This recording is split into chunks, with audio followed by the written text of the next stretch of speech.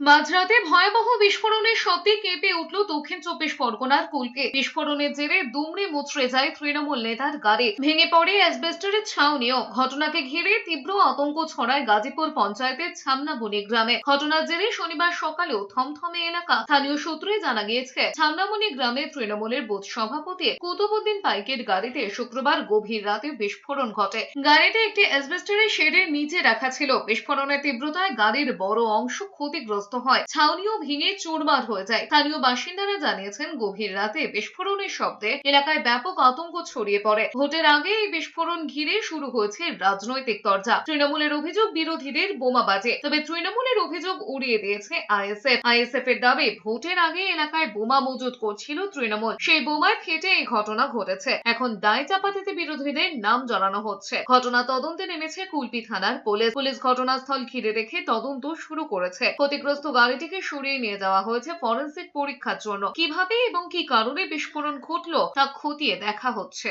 26-এ ইলেকশনে এরা ভোট করতে দিত না। শুধু এটা দক্ষিণ গাজীপুরের ক্ষেত্রে নয়, সারা রাজ্য জুড়ে এই ঘটনাটা ঘটবে।